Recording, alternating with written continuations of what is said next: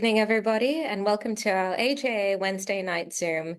It is our pleasure to welcome a really fantastic guest tonight. We welcome Einat Wilf, former Labour Party Knesset member, for a very special topic. Tonight we are talking about the War of Return, how Western indulgence of the Palestinian dream has obstructed the path to peace. I'll give you a little background on our guest tonight. Einat served as a Knesset member for Israel's Labour Party. She has authored several books and is an outspoken advocate for Israel. Einat has been a leading critic of UNRWA, the UN body responsible for perpetuating the conflict and raising a generation of Palestinian Arabs to hate. I'd like to make special welcome of everyone who's joining us live tonight. That's on our Zoom and on our Facebook Live. And to those who are watching tomorrow on the recording on YouTube or listening in on JAir, please be reminded if you have any questions for Einat to use the raise hand button, or you can ask in the chat and we'll get back to you after her presentation. Please join me in welcoming our special guest, Einat Wilf. Thank you. Thank you. And it's a real pleasure to be here from Tel Aviv with you. And I really appreciate your time and attention. So I want to share with you both my understanding of the conflict, and especially in the context of the present moment, why I feel that we're at a moment of great peril, perhaps the greatest that we've had since World War II and the establishment of the State of Israel.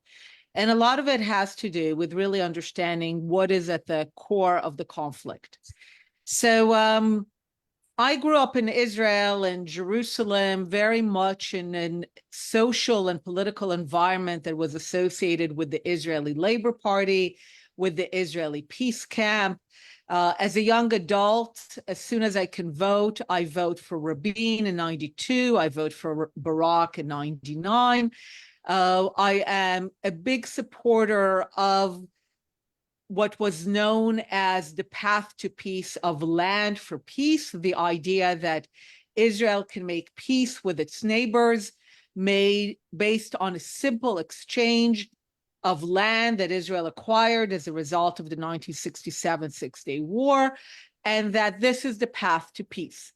And we need to understand that this was both a very compelling and a simple vision, because it basically said, not only does Israel have a path to peace, peace that eluded it when it was born, when none of its neighbors are willing to make peace with it, as a result of its clear victory in 67, the acquisition of territory, all that Israel has to do to finally get the peace that eluded it is to exchange the land that it acquired in 67 in return for that peace.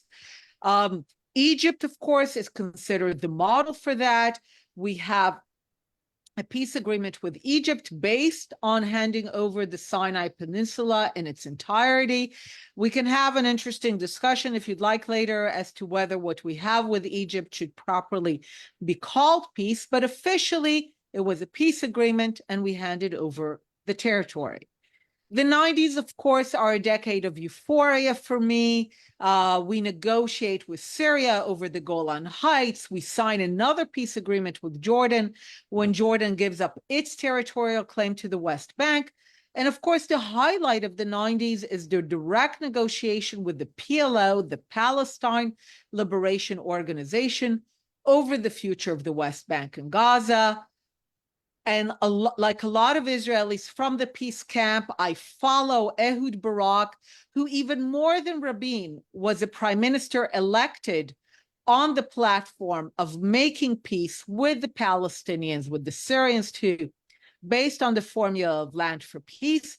And he goes to Camp David. Camp David is already symbolic. This is where peace was negotiated with Egypt. And he puts on the table a proposal that people have forgotten and erased from memory how far-reaching it was. A Palestinian state in the West Bank and Gaza, ending Israel's military control of the West Bank and Gaza, so an end to the occupation, no settlements. Settlements were either going to be dismantled or exchanged for equivalent land, a capital in East Jerusalem, including holy sites, So to all who say that the reason we don't have peace is the occupation, the settlements, Jerusalem, all of that was on the table. Check, check, check. Basically, all that Palestinians had to do was say yes.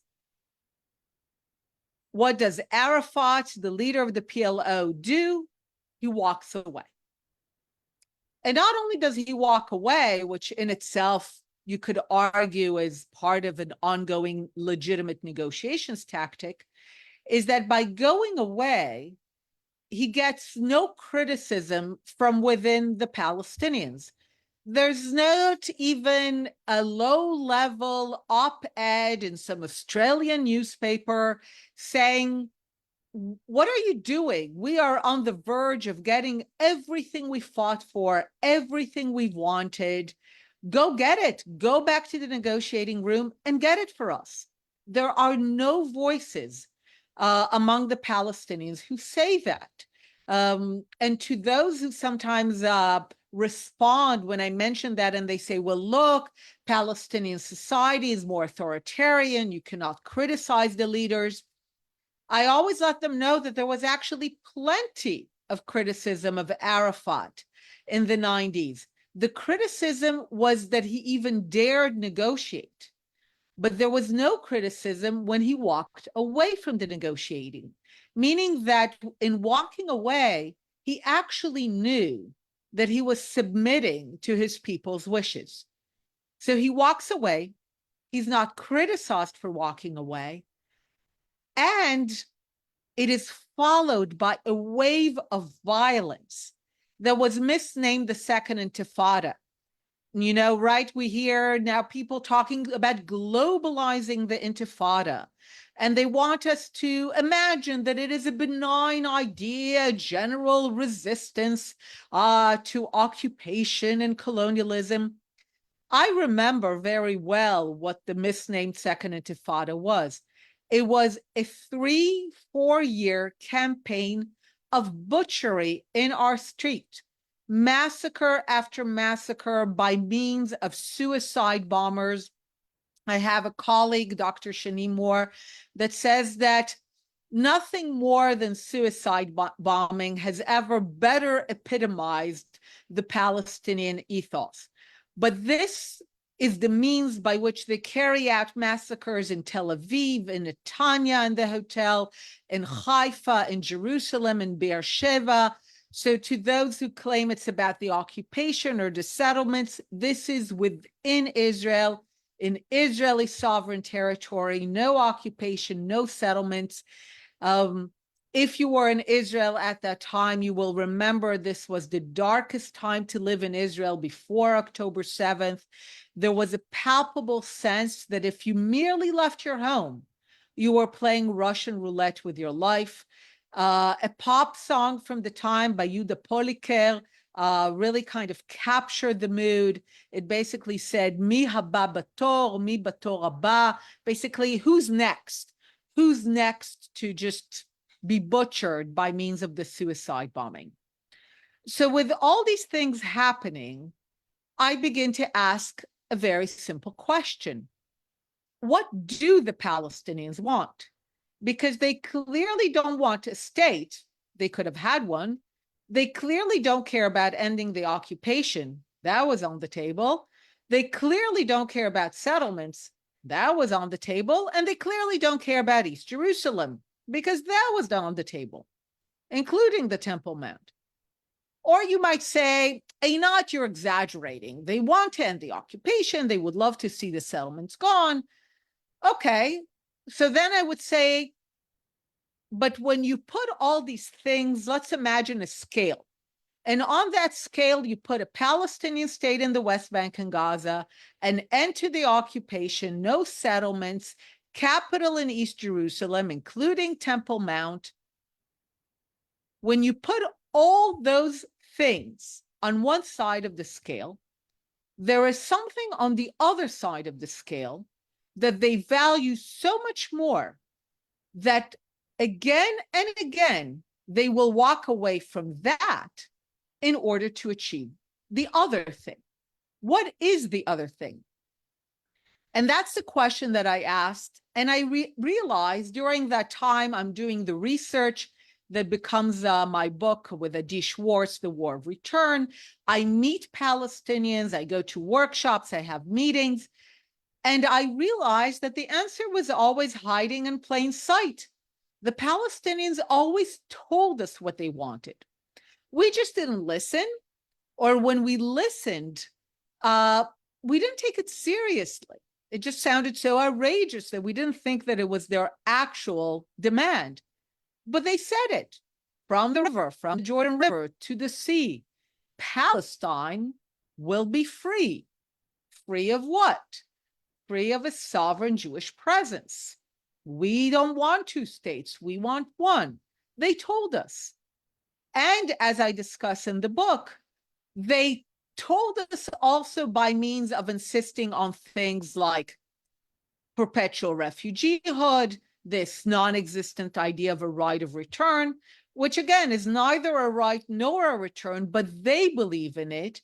And they believe it means that millions of Palestinian Arabs have the right that in their view is greater than Israeli sovereignty to settle within the sovereign state of Israel, not in the West Bank and Gaza. The millions who demand it already live in the West Bank and Gaza, and they still demand it. So it turns out that during the 90s, even the first 15 years of this century, when we negotiated with the Palestinians and we had leaders, Arafat, Abu Mazen, who said two states, we made the assumption that one of the two states is the Jewish state. In retrospect, we had to check, because when they said two states, they meant no such thing.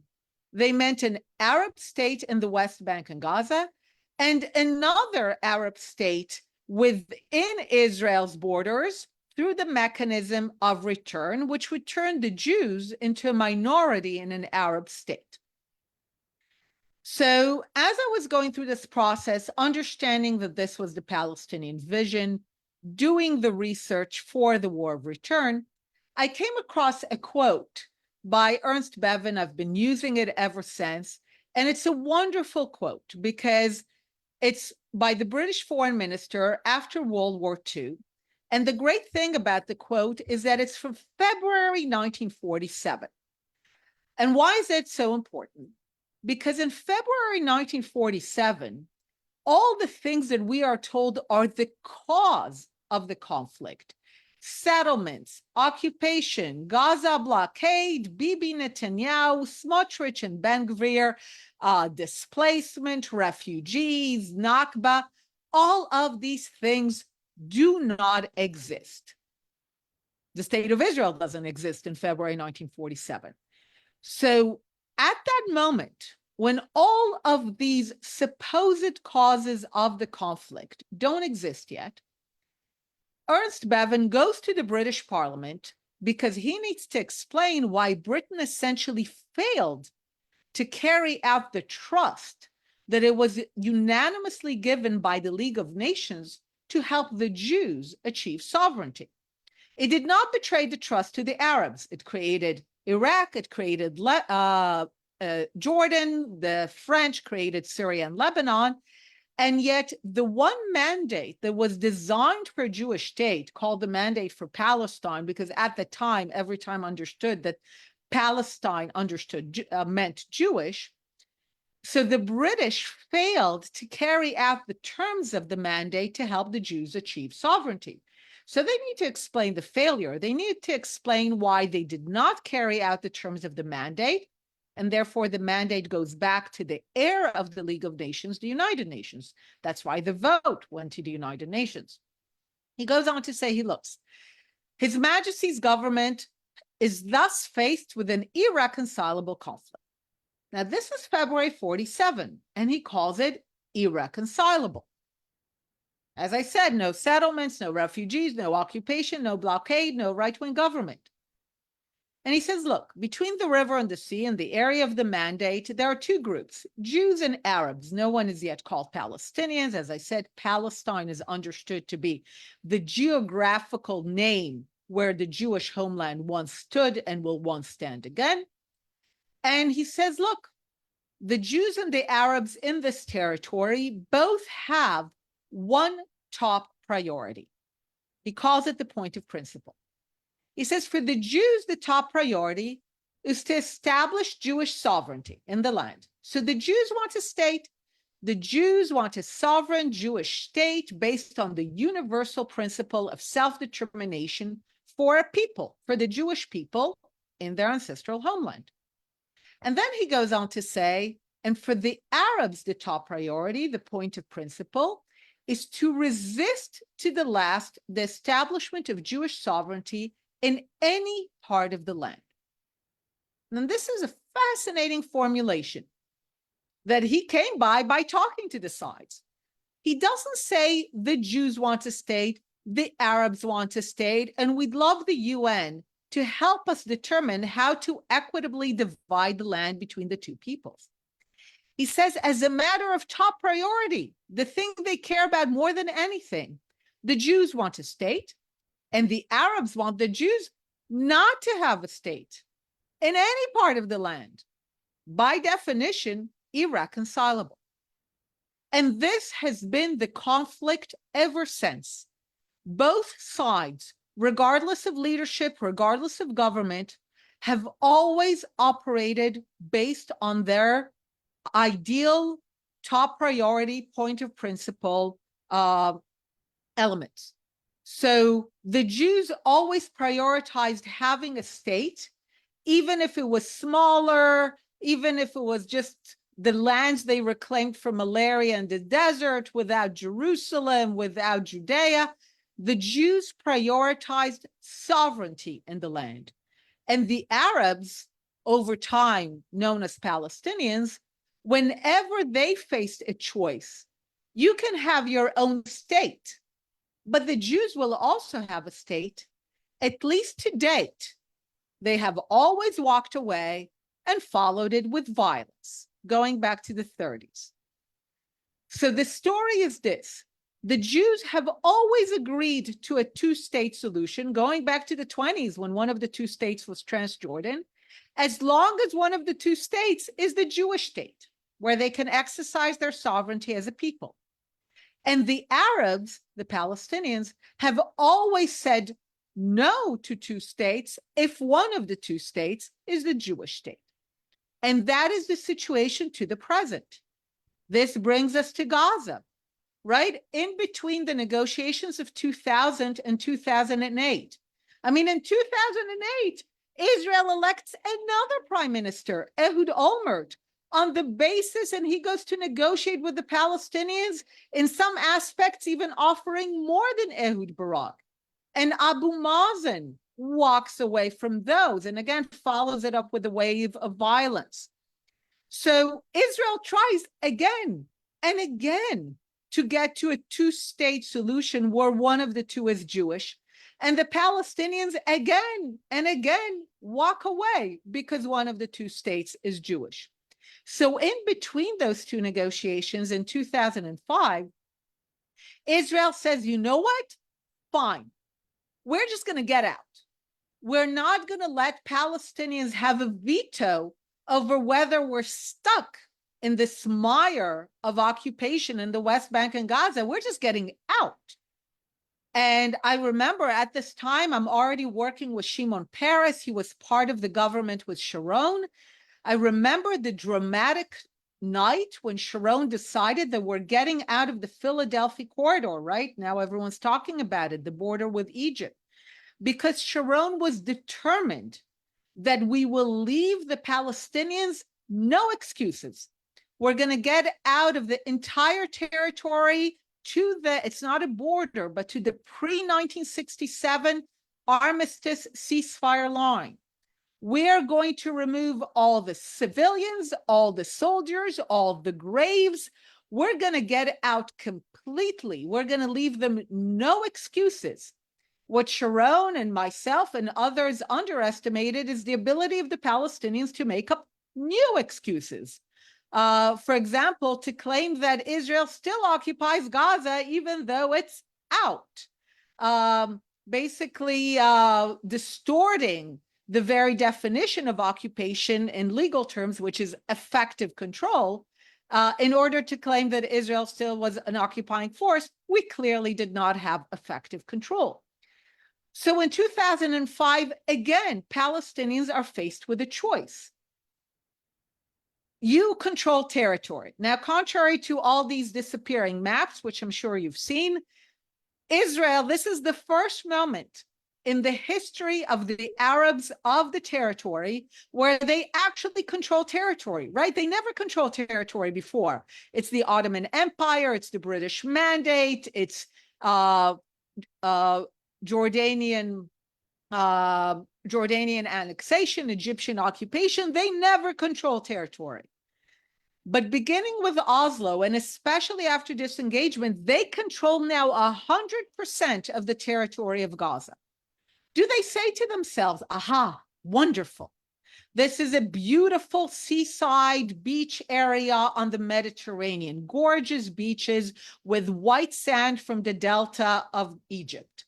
It is at the crossroads of two of the most ancient trade routes in the world. We will make it into the Dubai of the Levant, the Singapore of the Middle East. Is that what they say? Nope. True to their top priority of always devoting themselves to the non-existence of the Jewish state, they say to themselves, excellent. We are now going to use this territory that we now control, including a border with Egypt, to turn it into one of the most weaponized landscapes in military history so that we can use it as literally as a launch pad from which to, in their mind, liberate Palestine from the river to the sea. And that's how we get to October 7th. I think we need to finally accept that the Palestinians are not some hapless, helpless charity basket case of suffering people. They are a people with clear vision, with capabilities. I think we can all agree that October 7th required massive investment in infrastructure, paid for by our own stupidity of allowing Qatari money, by UNRWA essentially allowing Hamas to weaponize the entire Gazan landscape by absolving it of any responsibility of providing its people with services and education, making it on the Australian and Western taxpayer. So all paid for by others. They weaponized the landscape with massive investment. They had strategy, it's perverse strategy, but they had strategy and vision and discipline and capabilities. This is not an incapable people who need the world's charity and help. These are a highly capable people with, as Bevan correctly noted, terrible, screwed up priorities. It is more important for them to destroy the Jewish state than to build something for their own. They have never, for the last century, never had a moment when they had a constructive vision, which is why they never built anything. They never built anything because they never tried to build anything. I mean, except tunnels and terrorist groups. They never tried to build anything like a state. It was never their goal, which is why they've never achieved it, because they never tried to achieve it. Their goal has always been destructive. Now, why do I think we are in such a moment of great peril? Because the Palestinians were unfortunately never alone. What does it mean? It means that already in the 1930s, the Arabs of the area, as they began their violent war against Jewish sovereignty, they realized that they had a treasure in the fact that their enemies were the Jews. And not just any Jews, Jews who dared imagine themselves sovereign in their homeland, equal, masters of their fate.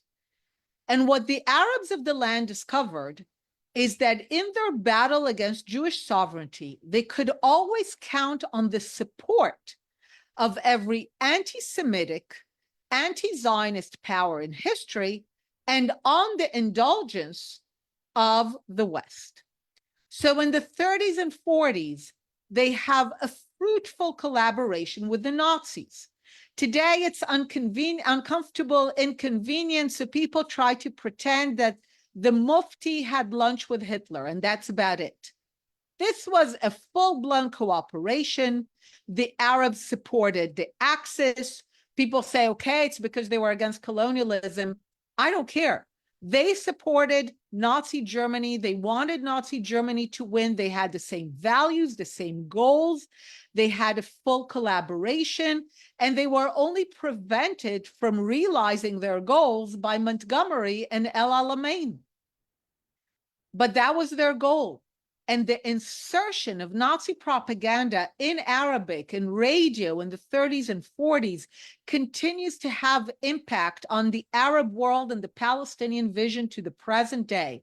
You read the Hamas charter, it's chock full of the Nazi language in Arabic from the 30s and 40s. But the Nazis are ultimately defeated, and they are replaced by the Pan-Arabists, who really turned Palestinianism into this secular theology of what it means to be an Arab.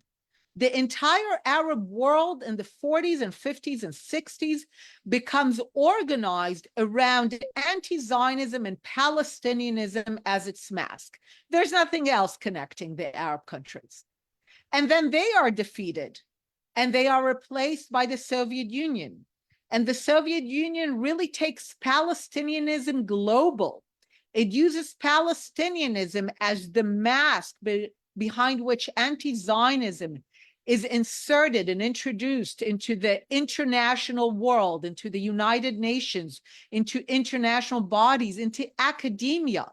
So anti-Zionism, which literally the Soviets created as the mask for the old Tsarist anti-Semitism, gets an even extra mask in terms of Palestinianism. So people are not just anti-Zionists, they're pro-Palestinians. This is why the 1975 Zionism is Racism resolution in the UN General Assembly establishes all the Palestinian structure in the UN. And even when, thanks to Australia, it is undone in the 90s, the resolution is annulled, but not the entire structure in the UN that was established by it that supports so-called Palestinian rights, but is really just a mechanism for anti-Zionism and anti-Semitism in the UN. And then the Soviet Union is defeated, again, leaving a legacy of using UN and international bodies in order to promote anti-Zionism through the mask of Palestinian rights. And now, after a reprieve of about a decade in the 90s, Iran is the new sponsor of Palestinianism. And all that time, you have Western indulgence, especially allowing the creation and hijacking of bodies like UNRWA, that unlike any other refugees in the world, allow what are increasingly called the Palestinians to persist in the belief that that the war against the Jewish state is not over, that they are refugees generation after generation, even though by any international standard, they're not refugees, and that they uniquely possess a thing that is called a right of return. And the reason that I feel that we're at a great moment of peril, and I'll end with that, is that all these forces are now coming together to really just a combustible mix. I am no expert on Iran, but I am very much an expert on who supported the Palestinians in the last century. So the good news I have is, with a high level of certainty, I can tell you that the Mullah and Ayatollah regime will meet the same fate as the Nazis, the Pan-Arabists, and the Soviets. And it's not some mystical thing. It's just that any regime that becomes obsessed with blaming the Jews rather than serving its own people ultimately collapses. So I'm fairly certain of that. The problem is, the bad news is, that on the way to the dustbin of history, the Nazis, the Pan-Arabists, and the Soviets have created a lot of global mayhem and quite a lot of damage to the Jews. We don't need to talk about the Nazis, but let's talk about the Pan-Arabists. In the 2 decades when anti-Zionism was at its height in the Arab world, from Morocco to Afghanistan, no Jews were left. We know how the Soviet Union treated its Jews, the Iranian Jewish community from 150,000 to a few terrified thousands, and how much more damage is going to happen to the Jews living in the state of Israel. So what keeps me up these days is the question of how much more global mayhem and damage will the Mullah and Ayatollah regime carry out before it finds itself in the dustbin of history. And the indulgence of the West, the Nazi, the Arab, the Soviet legacy, is that we have in the West reached a point where Zionism has been vilified to the point that millions, if not over 1 billion people, believe that it is the greatest evil of this world. I have described it in many articles and lectures as the placard strategy, the equation of Zionism with all that is evil, apartheid, colonialism, racism, Nazism, white supremacy, genocide. Now, I have lectures and essays from a decade ago where I say genocide. How did I know, right? There was no October 7th. There was no Israeli war in Gaza. Where does the word genocide come from? And the reason I know it is that I know that for at least a decade, if not more, there has been a deliberate and concerted effort to equate the Jews with genocide. Now, someone asked me recently in a talk, he said, okay, Einat, you seem to be following these placards. What's the next word? And I told them, actually, there is no next word. We've reached the final station. And the reason that I know that we've reached the final station is, first, genocide was always going to be the ultimate word, also because in our lexicon, it's the ultimate evil, but also because there was always a particular need to accuse the Jews of committing genocide so that as to retroactively essentially erase what was done to the Jews and basically justify it, in what I always call the reversal of cause and effect when it comes to the Jews and to conflict. But the reason that I really know that we've reached the final station is after October 7th, a new placard appeared, one that was not there before. And I said, I followed the placards. And it said, keep the world clean. And it had a Star of David and a trash bin. And that's the ultimate station. The idea of keep the world clean is basically the idea that there is a utopia out there, a clean world. It's not a coincidence that all the evil words are on the side of Israel, Zionism, Star of David, and all the good words, rights, equality, justice, freedom, are on the side of the anti-Zionism, the Palestinianism. It's not a coincidence. So the message of keep the world clean is that there's a beautiful world of utopia, of rights, justice, equality, freedom, and that the only thing that stands between us, this messy, dirty world, and this utopia is the collective Jew. And that therefore the path between our current world and utopia is to put the collective Jew in the trash bin. And this is the most ancient and the most dangerous idea that precedes our greatest moments of peril. So whether I take it from the side of the Iranian support for Palestinianism in the historical perspective of the Soviets, the Pan-Arabists, and the Nazis, or from the ideology of putting the collective Jew in the dustbin, I believe we are now at a moment of great peril. And I will leave it at that. And of course, we can discuss what this all means. Okay, thank you very much, Einat. We'll open for questions in a moment, but I'll just do our 1-minute promo as we do each week. At the end of the event, if you're not yet doing so, please go to our website, jewishassociation.org.au. Make sure that you're signed up to the email list and that you're following our social media, which is by far the largest Jewish platform that this country has ever had now. And please don't be a freeloader. We do need financial support as well.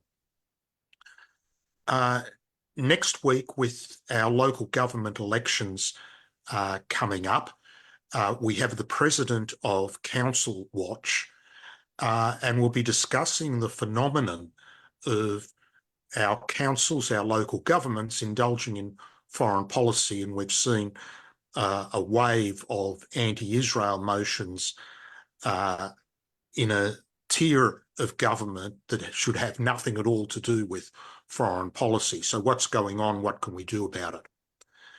And finally, for those of us that are Israel supporters, I just want to draw your attention to the AJA online shop, which you can access from our website.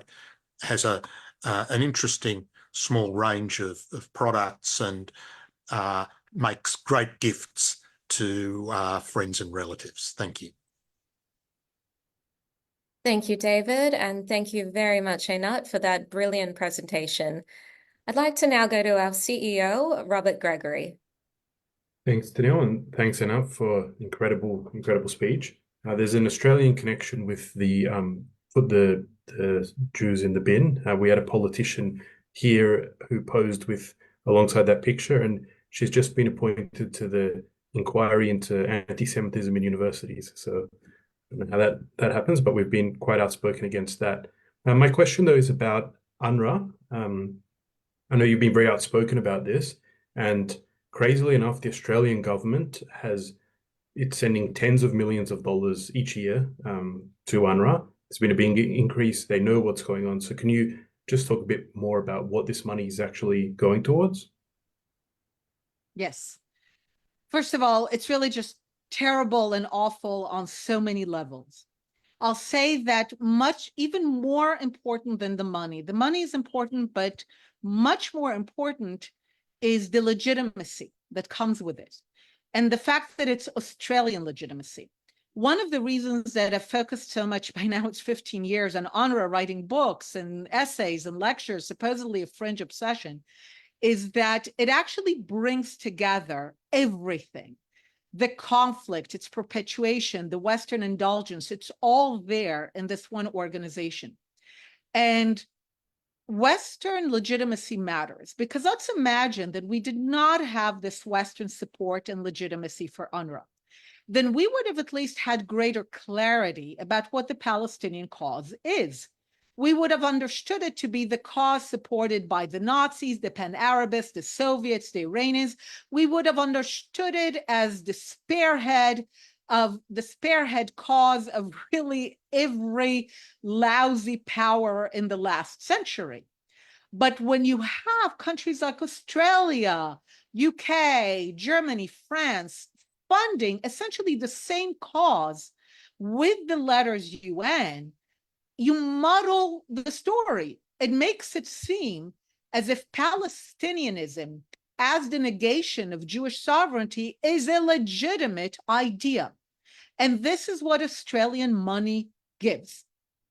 Now, so the first thing that I want to emphasize is the value of legitimacy. And I will say, I'm not saying that. The Palestinians are saying that. When President Trump defunded UNRWA in a smart and correct move, what the Palestinians said in response was not, oh no, how will we pay for teachers? Their response was, America is trying to take away our right of return. As I said, there's no right, no return, but they believe in it. So they understood it, that the money is first and foremost a kind of supportive vote. It's basically a form of legitimacy and support for Palestinianism as the negation of Jewish sovereignty. Now, the problem is that Israel doesn't make its case, and that's a lot of the criticism I have within Israel. But also sometimes I have to admit, I don't think it's true for Australia. Maybe you tell me, maybe for some of the Australians, but not as a country. But I think it's true for Norway, for example, that I think that some countries who fund UNRWA fund it not because it doesn't know what it does. They fund it because they very much know what it does. And actually funding UNRWA has become their way of outsourcing their continued ambivalence with the very existence of a sovereign Jewish state. Now, practically what UNRWA does is it funds mostly education services. It's not a humanitarian aid organization. It tries to pretend it's not an aid organization.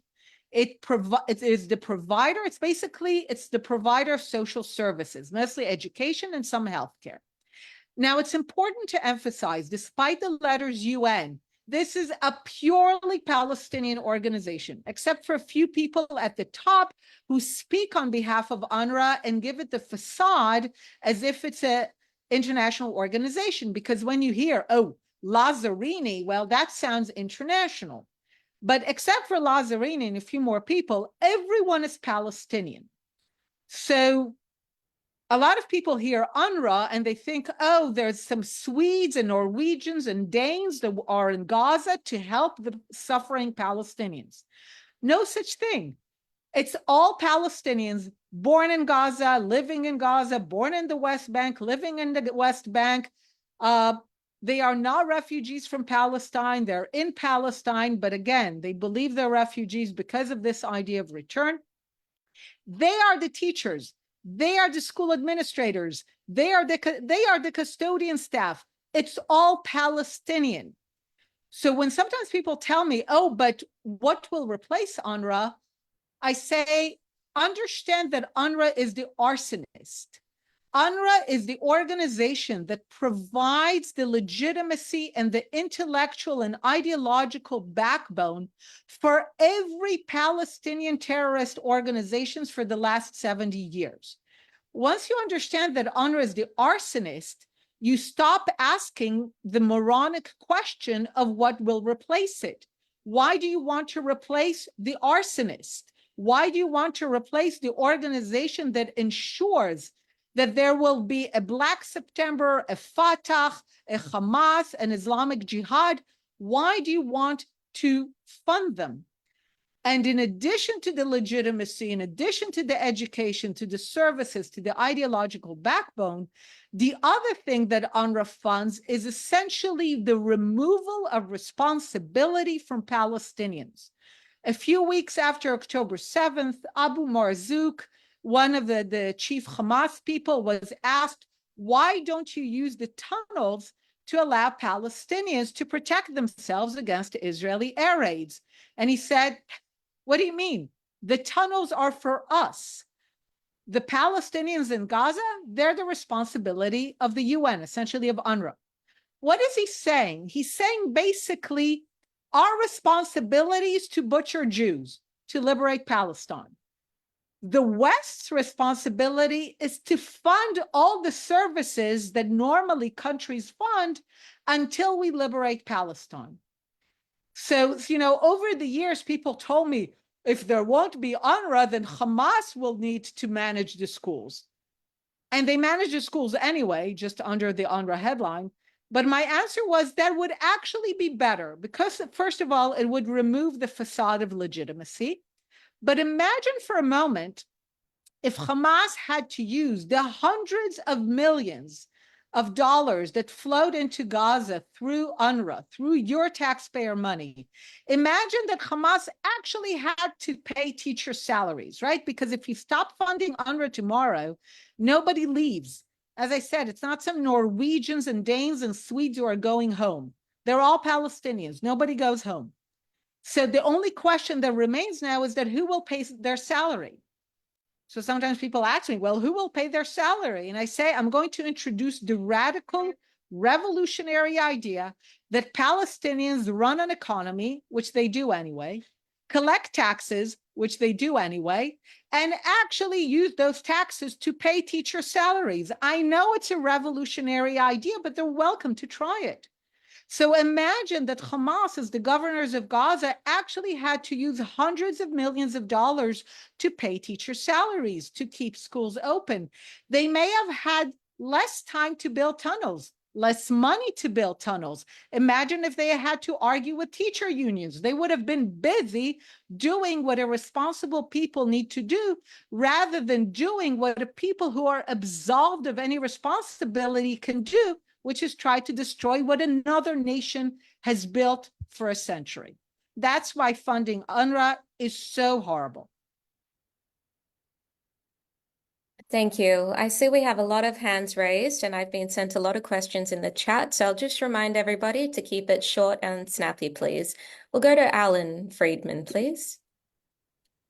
Thanks, Daniil. Einat, I mean, from what you've said, it should be clear to everyone that since October 7, that the Palestinian Arab dream is the replacement of a Jewish Israel with another Arab state. Yet with all that the Arabs say and all the support they get from the anti-Zionists and the anti-Semites around the world, people are still not taking them seriously. And really significant, I think, is the contribution of the anti-Zionist Jews to this mindset. So I want to ask you, how substantial do you think that is? Is it significant, or do you see them just as a bunch of irrelevant noisemakers? It's hugely important because they are used as the cover. And that has always been the case. You go back to the Arabs in the 50s and 40s and 60s, the Pan-Arabists.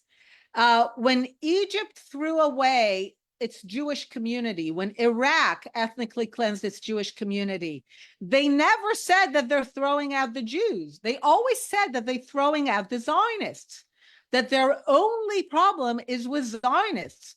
The Soviet Union literally invented this idea of only being anti-Zionist, not against Jews. And the Soviet Union used Jews to claim that there was nothing wrong with, it's only anti-Zionism, it's not Jewish.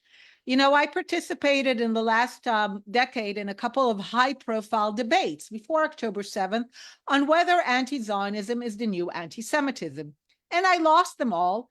And one of the reasons is because they always parade out the Jews, whether it's the Satmar Jews or the JVP, to say, hey, the Jews, there are Jews who are anti-Zionist, so that can't be against Jews. So I remember going back from those debates, especially when I began to realize in the audience response that had a very kind of pogrom Eve energy to it, I remember thinking, this is not some theoretical debate. Oh, you think Mozart is the better, musician. No, you think Beethoven, lovely debating. I realized that those debates were actually incredibly urgent and practical. So I went and asked a simple question. What happens to the Jews, Zionist, anti-Zionist, non-Zionist, Bundist, whoever? What happens to flesh and blood Jews when anti-Zionism becomes the dominant ideology of a country, a society, a political party, an organization? And here, the historical record for the last century is clear and definite. The outcome is that no Jews are left, as they protest that they have nothing against Jews.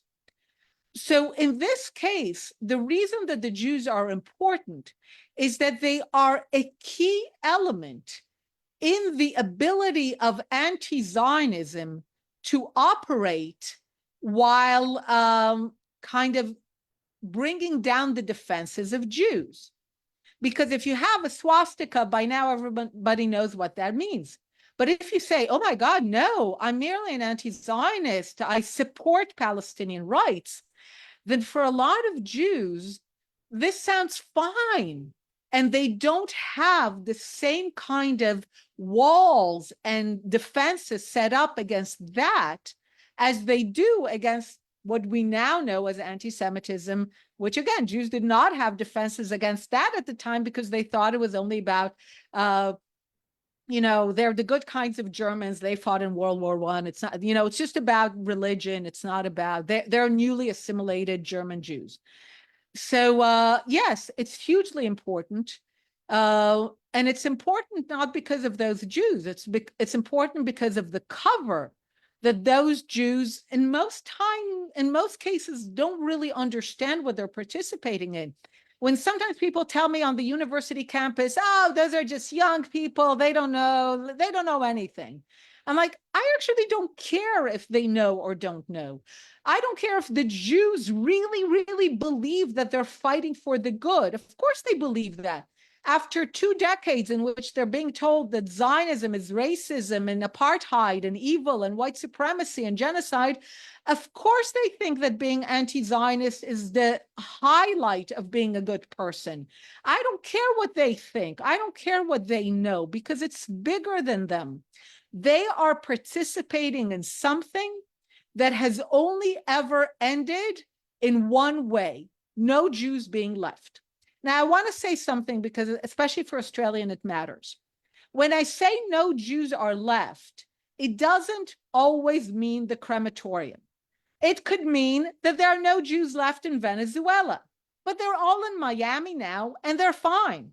So we might find that in the next decade, as anti-Zionism really becomes the official policy of South Africa, no more Jews are left in South Africa, but they're all going to come to Australia and they're going to be fine.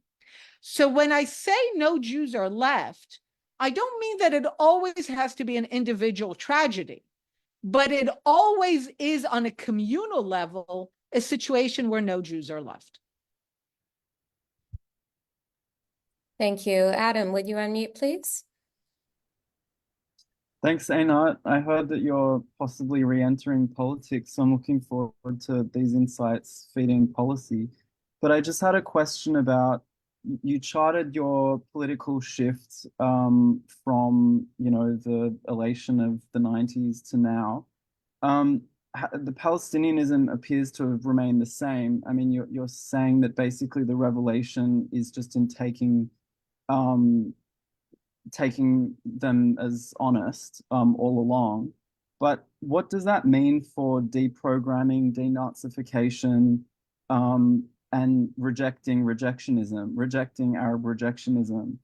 It doesn't seem like there would be possibility of peace or coexistence even without that being addressed. Okay. So here is where, sometimes people hear my story and they're like, oh, so you moved from the left to the right. And my answer is always, first of all, on all issues, whether social or economic, I remain very much of the left. But even on this issue, I call myself a long-term peace activist, and I remain a classic Zionist, like Bevan correctly noted. It's more important for me for the Jews to have a state than what are exactly the borders of that state. That remains my top priority. Now, what do I think? And here I agree with you, and it's one of the reasons I'm thinking of going back into politics, is that I want an Israeli leadership that actually takes the analysis of what I just said, and rather than use it as a cover for doing nothing, uses it as a North Star for a very different kind of program. And I have 3 elements broadly for that program. Number 1 is the North Star. I want an Israeli prime minister who wakes up every morning and says this: good morning. I would like to remind the world today that the day that the Palestinians end their century-long war against a sovereign Jewish state in any part of the land, the day that they develop a constructive vision of wanting to live next to us rather than instead of us, the day that they understand that this means that they are not perpetual refugees and that they possess no such thing as a right of return, they will find that we are, as we always have been, willing to live with them side by side in peace and prosperity. Not a minute before. Now, I want a prime minister who says that every day, morning, afternoon, and evening, because the international community has the memory of a goldfish.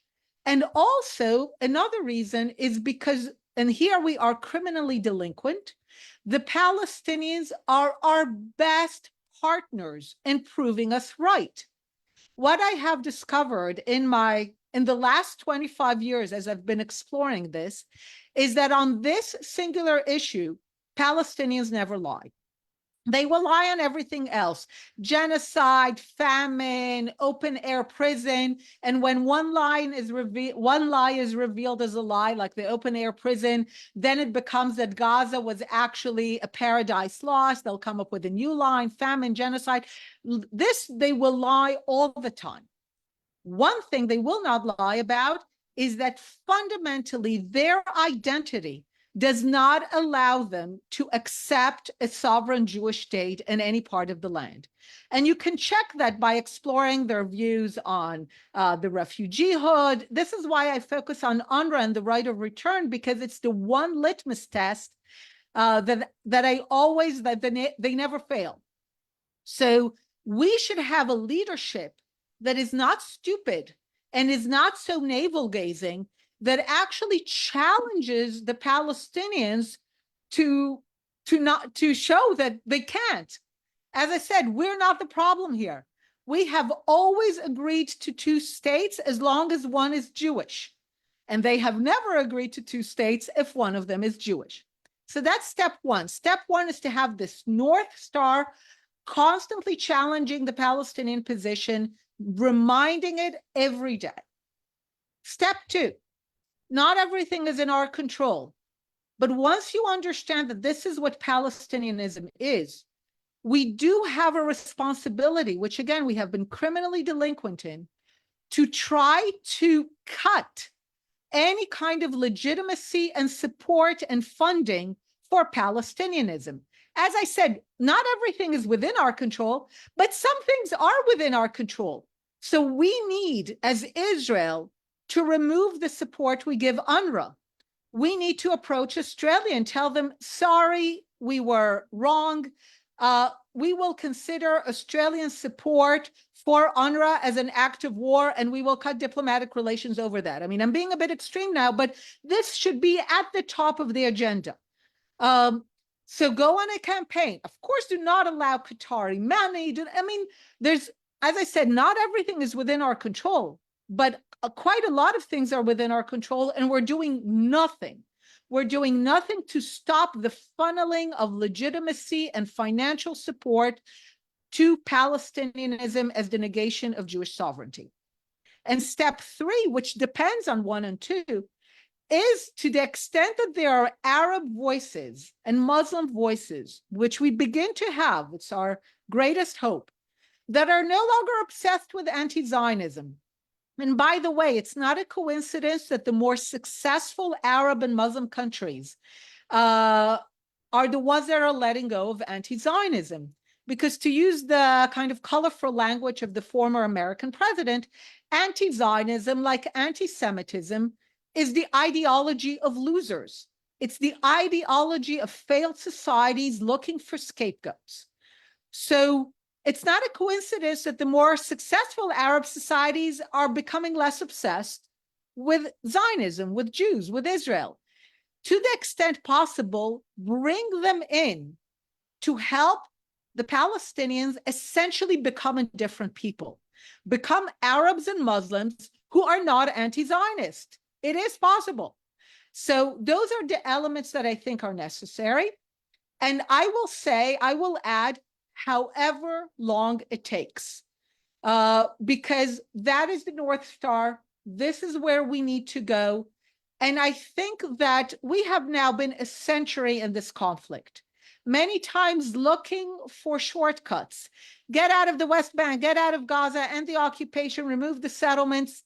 Unfortunately, by now we have enough empirical evidence to see that when we build settlements and remove settlements, when we occupy territory, when we don't occupy territory, when we have a right-wing government, when we have a left-wing government, all these elements make an exactly big, fat, zero impact on the conflict.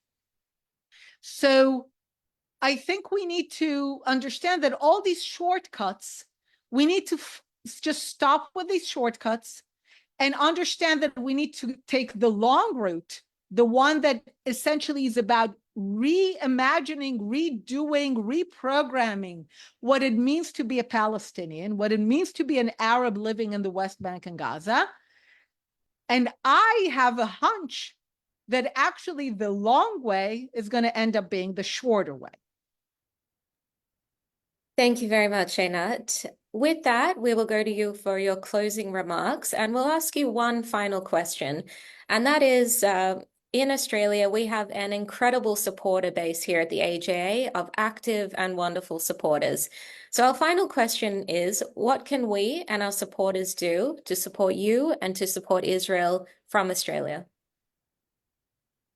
So first of all, really, just to say thank you. You have both Australia as a country, the Jewish community in Australia really have a wonderful history of support and standing up for Israel and Zionism.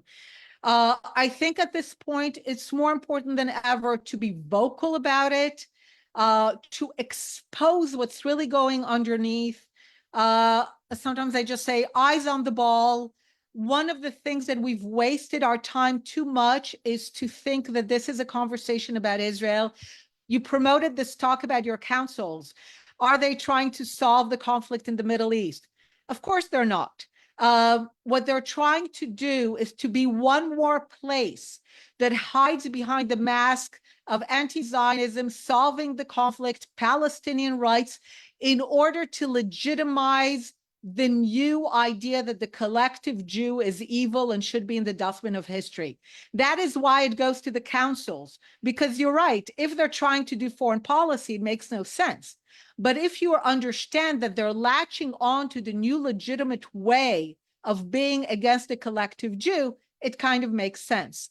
So I think it's really important to highlight how anti-Zionism is always the mark of a failed society, that it always ends with no Jews left, and as much as possible to reach to allies in Australia who are not Jewish and have them stand up and speak and say, not here.